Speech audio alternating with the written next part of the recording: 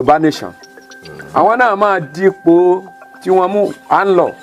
ṣùgbọ́n kì í ṣe ìran ìsìn tá a bá sọ fún yín pé 2024 wọ́n ṣe tá a bá sọ pé 2025 wọ́n ṣe tá a bá pé 2026 wọ́n ṣe ṣèbí àkókò tó yẹ kó ṣe lélẹ̀. Bẹ́ẹ̀ni. àwọn tó ń halẹ̀ mọ́ wa àwọn tó lé Ìgbòho kúrò lórí ilẹ̀ ṣèbọn ti lọ ṣèbí ipá ṣèbí agbára ń bẹ lọ́wọ́ àwa Oòduà báyìí àwa Yorùbá báyìí ṣé ló yẹ ká fi ìlú àti ijó kí a fi gbé Ìgbòho Sunday wọ ìlú tiwa bí wípé káàbọ̀ lásìkò Tinubu ọmọ ọ̀dọ̀ rere. ọmọ Yorùbá nation ọ̀rọ̀ rèé o wòlíì Ọlákúnlé Gabriel ti jáde o láti fohùn ránṣẹ́ sí gbogbo ọba Yorùbá pátápátá àti gbogbo àwọn adarí Yorùbá nation pé ẹ wò ẹ lọ sinmi agbájá kò sí wàhálà Yorùbá nation ṣì máa gbòmìnira bẹ́ẹ̀ ṣe fẹ́ àmọ́ o àwọn nǹkan kan máa ṣẹlẹ̀ tí ẹ máa gbọ́ nínú fọ́nrán tí máa fi wọ̀nyí yìí pásítọ̀ yìí sọ̀rọ̀ lórí ìgbà tí Yorùbá nation máa gbòmìnira ṣé 2024 ni ṣé 2025 ni ṣé 2026 ni gbogbo ẹ̀ náà lẹ máa gbọ́ nínú ìran tí wòlíì Ọlákúnlé tí wọ́n sọ nípa Yorùbá nation wọ́n tún sọ̀rọ̀ nípa àwọn ọba tí ò fẹ́ kí Yorùbá nation wá sí ìmúṣẹ àwọn àkùkọ gàgàrà bó jẹ́ pé àwọn yóò bámúbámú wọn mọ̀ bóyá ebi ń pẹ nìkọ̀ọ̀kan àwọn ọba Yorùbá kan àwọn alágbára kan ní Nàìjíríà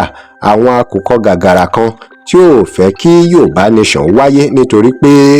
wọ́n rí jẹ níbi màdàrú ìgbà wo ni Yorùbá nation máa pàpà gbòmìnira ẹ wá gbọ́.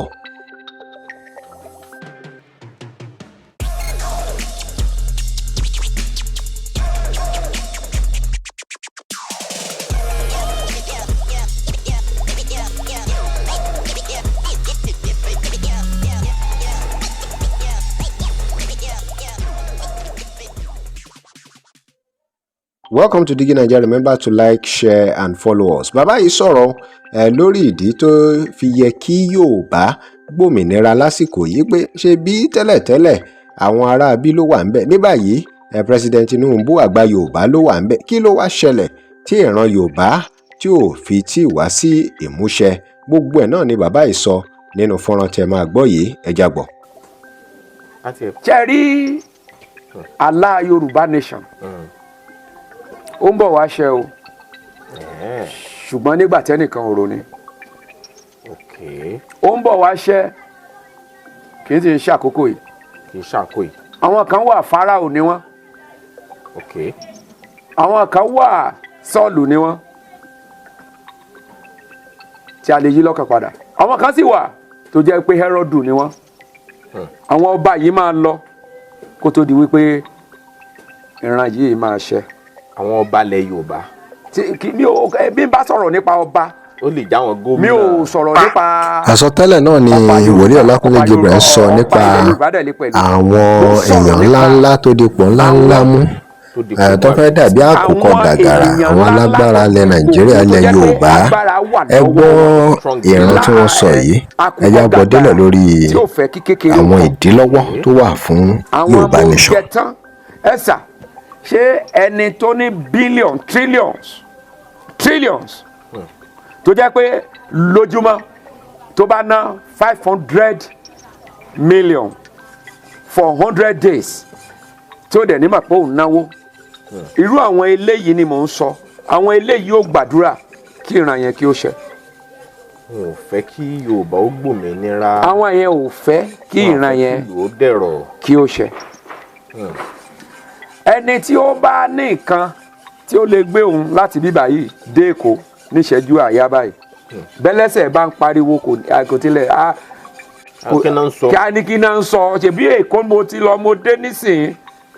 so ẹni tẹ́bi ò pa kò mọ̀ pé ìyà ń jẹyàn ẹni tẹ́bi bá ń pa ló mọ̀ wípé Nàìjíríà ò dẹrùn ebi polódodo bìràbìrà máa lọ. Bẹ́ẹ̀ sì ni Yorùbá nation àwọn náà máa dípò tí wọ́n mú à ń lọ ṣùgbọ́n kì í ṣe ìran ìsìn tá a bá sọ fún yín pé 2024 wọ́n ṣe tá a bá sọ pé 2025 tó kò sẹ́ni tí ó mọ ìgbà pàtó wòlíì Ọlákúnlé ní àwọn gan pàápàá ò rí pé ìgbà báyìí pàtó ni Yorùbá Nation máa gba òmìnira àmọ́ ò Yorùbá Nation máa pàpà gba òmìnira ẹja gbọ́dọ̀ náà. nígbà tá yóò sọ pé tán sẹ́ pé kò sọ náà fún mi mọ́ Jésù mi bá dìde ó sọ mọ́ tádòfo ṣèbí àkókò tó yẹ kó ṣe é ṣe lélẹ̀. bẹ́ẹ̀ni. àwọn tó ń halẹ̀ mọ́ wa àwọn tó lé Ìgbòho kúrò lórí ilẹ̀ ṣèbọn ti lọ